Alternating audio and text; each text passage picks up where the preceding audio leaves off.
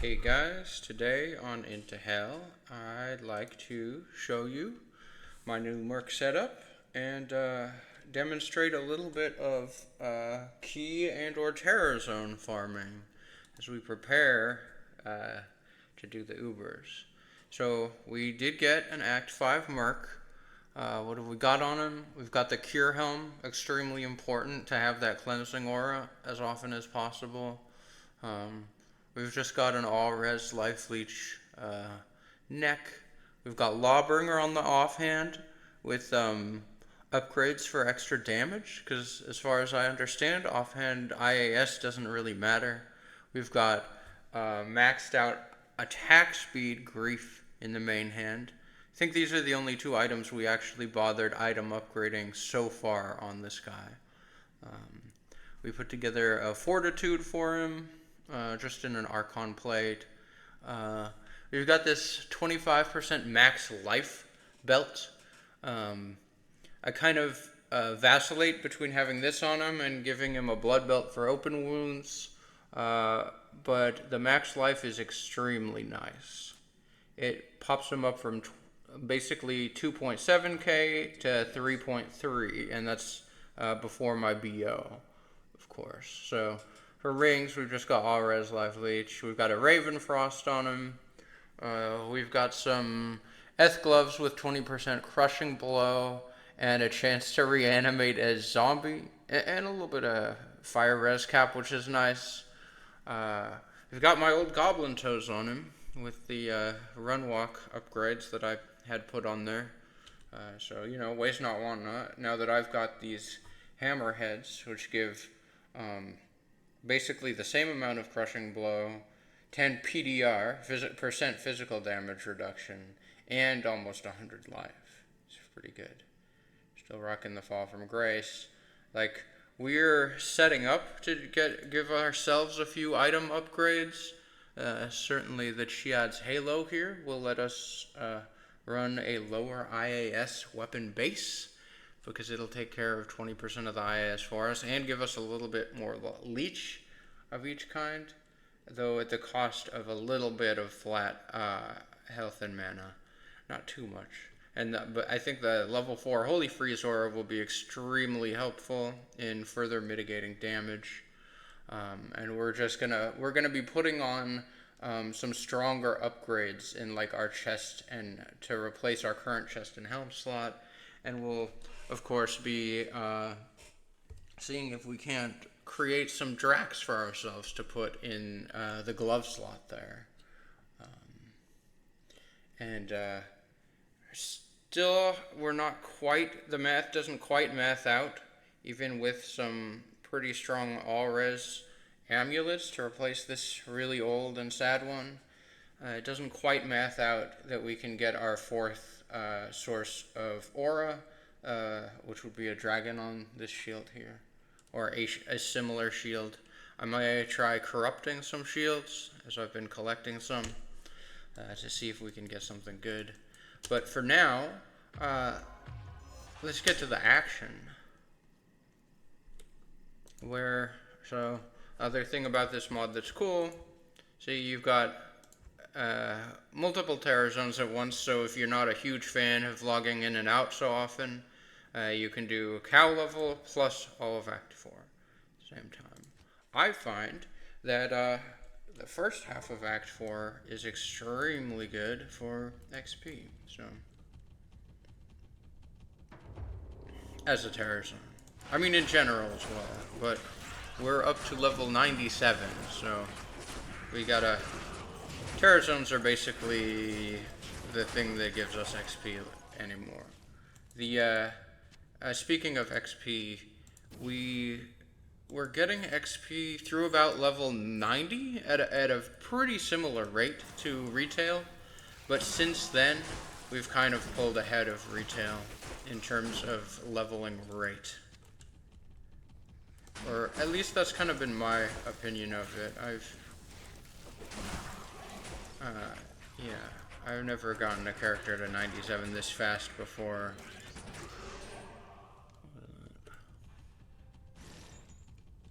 So other fun things we're on the lookout for is additional Sunder Charms, a fire one for this character, or a physical one might be nice to play around with a bit as well. Could use a lightning one because we just don't have one yet, and might be fun to play around with Dream or even on a Nova Sword.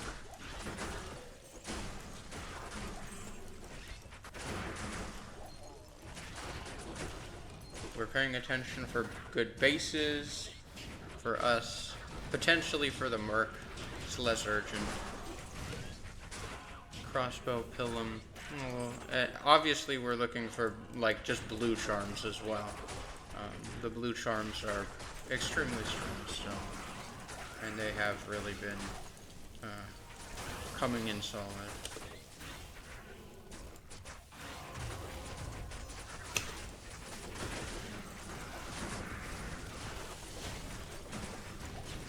I think we're on players 5 at the moment. For this area, we could probably go up to 7. Around 5? Let's see. Let's try it. And put that.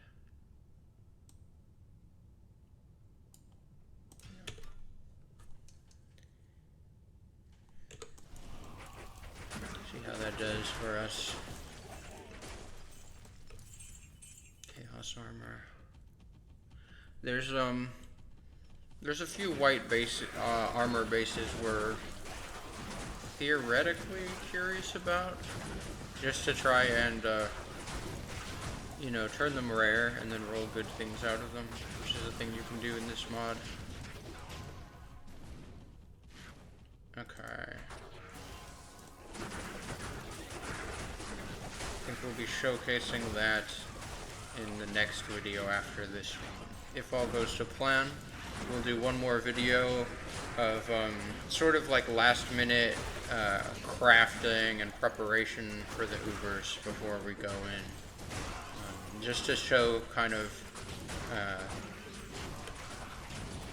what a real crafting / item upgrading session looks like once you're a little bit into the end game. Champion Axe? It's trash. Like vampire.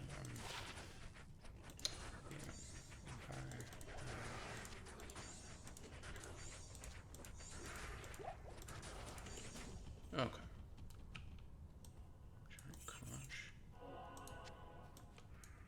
If it's 3 socket, I am looking for a helm, another helm that could look good on this guy. I can't use this. Too much strength wreck.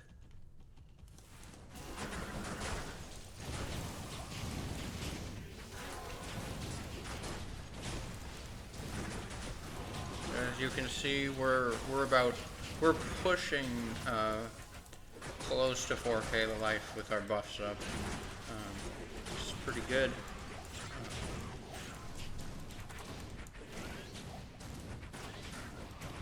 And may help us a bit in the Ubers. Because we're not rocking, we haven't gotten ourselves a bunch of physical damage reduction, and we haven't gotten ourselves a bunch of lightning absorb. So, you know, Lilith and Uber Meph respectively could be a little scary. I do believe that with our big old conviction aura overriding Mephs, it should at least help against that one. But I think our PDR is still a little, could be better.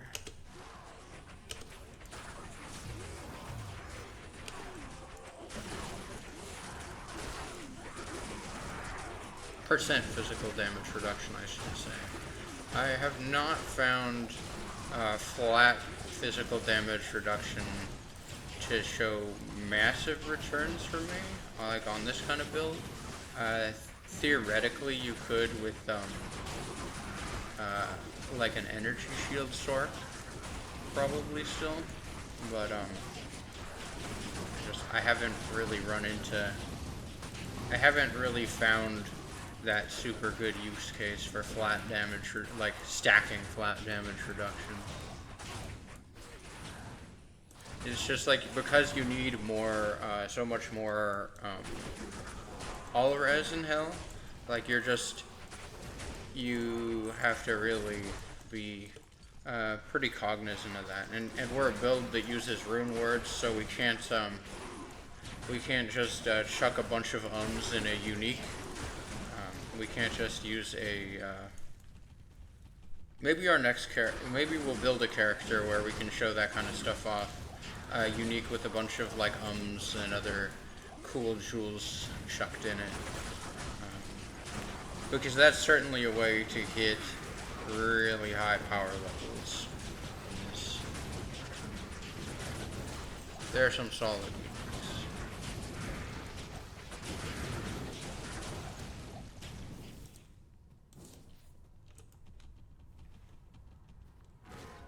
Come back, Wolfgar. Or I'll come back to you. So as you can see, he's surviving a lot better than Amp Lisa, or as I would call her, Amped Lisa, because she was always getting amp damaged and then deleted. Like faster than her helmet, which incidentally that same cure could save her.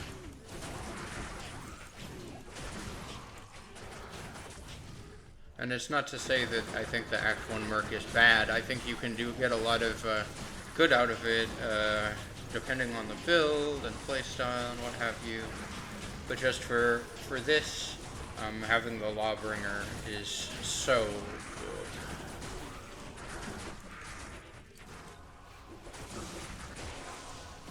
Okay, well, it does look like the XP is meaningfully slowing down.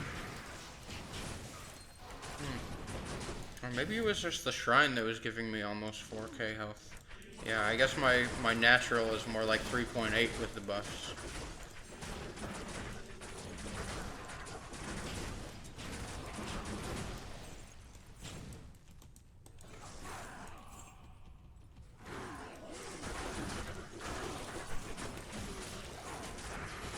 Five.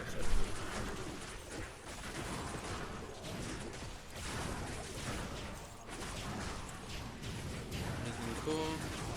I always gotta check boots. Oh, I always choose to check boots. Alright. The rares can come with some pretty wild rolls. You could theoretically get like tri-res boots that are res by level, which means like about 70 to 3 reses if you're in the 90s. So, yeah, right.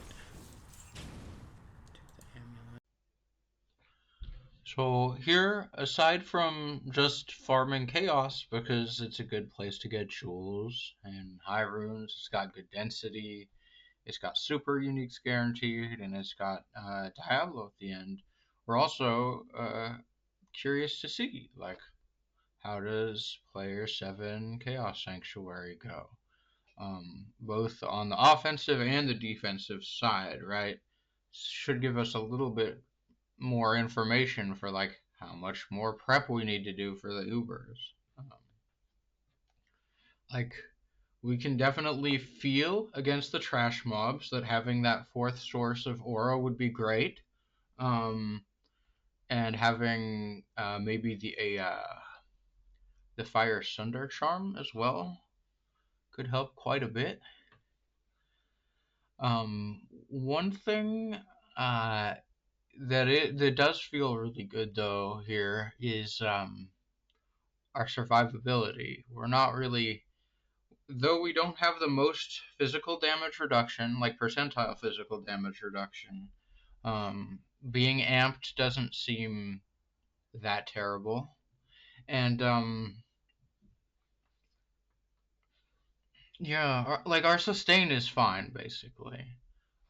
What we really want at this point, like more PDR will be better, but it's not necessary. Like our life pool is good, um, and our max life is high, and the potion rework in this mod makes it so that you can still use potions other than rejuves to keep scaling with that, which is great, very convenient.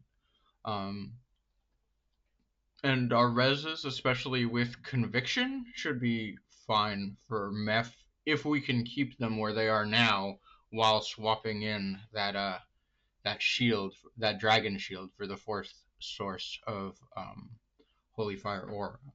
Um,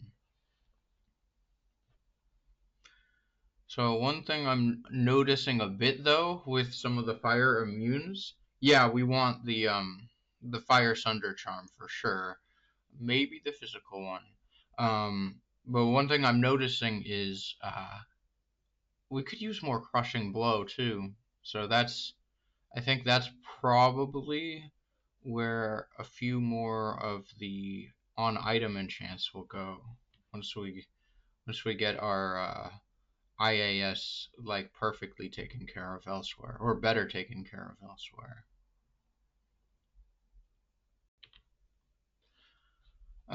So this won't be the only place we're gonna show off in this episode, farming wise. We're gonna show off some key running as well, because so one thing about this mod is um, for the Annihilus, you really only need well, first off, Torch and Annie are upgradable, and the Annie upgrade gives you teleport, which is gonna be great once we have it, the upgraded version. But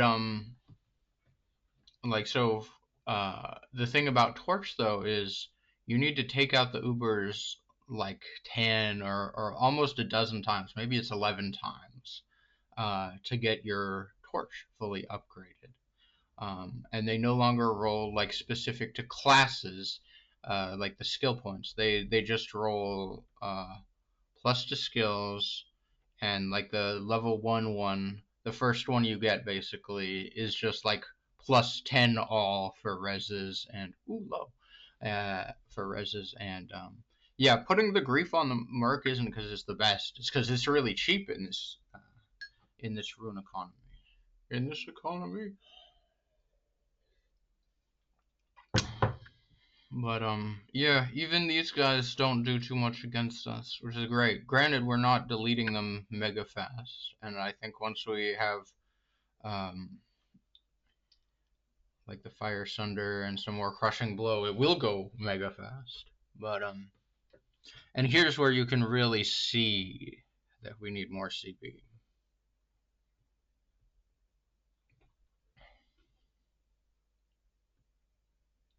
And we're mostly just sealing him rather than swapping into smite. He's not even that hard to hit. But he, over time he can damage us, but he's not even close to chunking us down. So we want to farm a lot of keys. And so here's the thing, you can swap your keys. You can spend a couple of gems from your gem bag to change the key type from like destruction to terror to hate. Maybe in that order. Like it goes, each one goes one further basically. It rolls back over from destruction to terror, I believe. But in any case, I really like doing the summoner. Well, not the summoner himself, as you can see, he spawns fire immune often. He spawns fire and physical immune sometimes. He's definitely somebody that we could really use that fire sunder charm for. We've found all but fire, lightning, and physical so far. We've got a bunch of cold, we've got a bunch of poison, we've got plenty of magic damage ones. If we want to do a cool necro at some point here. But yeah, like the summoner himself, a little slow on player 7. Like this is not the most efficient way of doing this. But I'm just, kind of having fun with it. and feeling good about how tanky we feel on player 7. What I will say, Summoner and Nith are extremely quick to do and extremely rewarding. The tower with all the loading screens feels a little like if it didn't have ghosts, I would say it's not worth it. Because obviously the ghosts are going to give you more jewels, they're going to give you more charms, they're going to give you more runes, and you want all that stuff particularly, you know, extra particularly for the jewels and charms. Like probably you're pretty okay, pretty set on runes. Although you could always use more Zods, but and obviously doing these while they're terrorized is great. We're still getting XP. We're you know it gives a chance for some of the really high item level things to drop. It's just good. Um,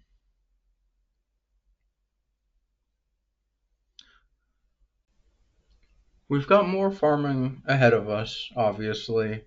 Um, we didn't actually have the best of luck finding keys in this session here, so we'll have to do more.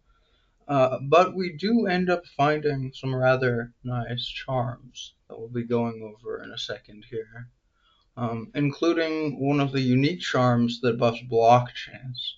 Some of the unique charms are really quite nice and quite like they can change your whole build. They can change how many stat points you need to allocate to decks. They can give you big chunks of MF. Like that's huge. All the stats on there are huge for us. Thanks for tuning in. Stay tuned for next episode where we go into uh, what you know, what the effect of all this farming is, and what we're going to be taking with us into Uber Tristram. Well, into the 3 Uber portals and then Uber Tristram, really. All right. Thanks again.